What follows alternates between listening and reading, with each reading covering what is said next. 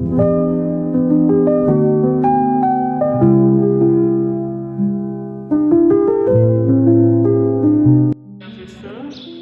voici au temps fort du carême. Comme d'habitude, chaque temps liturgique est accompagné de symboles.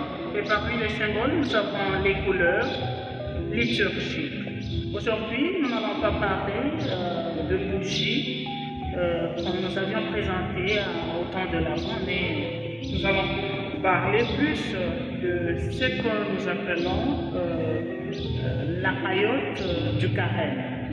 Cette paillote du carême est symbolique parce qu'elle porte à son sein beaucoup d'éléments. Et les éléments que nous avons nous rappellent plus l'espérance et un temps d'attente.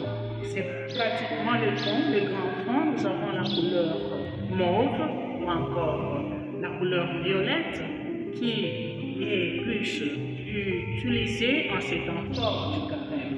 Nous avons la parole de Dieu, les pierres, nous avons les éléments de la nature en fait. La bougie qui est la lumière, et tout nous renvoie à la croix glorieuse. Cette croix qui nous sauve, cette croix sur laquelle notre Seigneur Jésus-Christ est mort pour nous redonner la vie. Que dire alors de ces éléments? Ça, vous allez prendre compte que ça nous renvoie directement au dimanche de la tentation du Seigneur au désert. Nous avons le Pierre. Sur cette question, le diable demande à Jésus de transformer, s'il était fils de Dieu, de transformer le Pierre en pain. Et Jésus reprend: l'homme ne vivra pas de pain seulement, mais de la parole. Donc, de tout ce qui sort de la bouche de Dieu, et donc la parole de Dieu. Ainsi, comme nous le disions aujourd'hui, maintenant je peux expliquer les éléments de la nature que nous avons ici. Nous avons l'arbre qui symbolise la forêt, donc les déserts. Nous avons les pierres.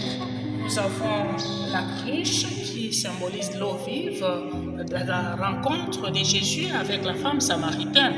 Et tout ce qu'il y a ici donc nous fait réfléchir sur tous les temps du carême.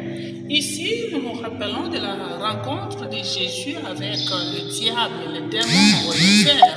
Si tu es le Fils de Dieu, transforme le pierre en pain.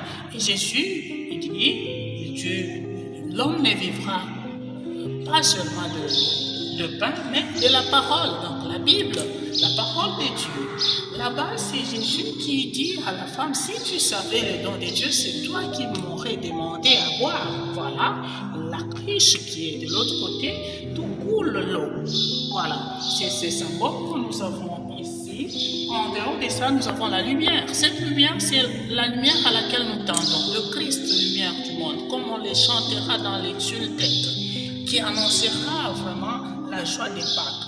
Jésus est venu comme lumière pour éclairer nos ténèbres dans notre vie. Voilà, la lumière qui éclaire les ténèbres, c'est Jésus-Christ. Après sa mort, sa résurrection nous a franchis de la mort à la vie.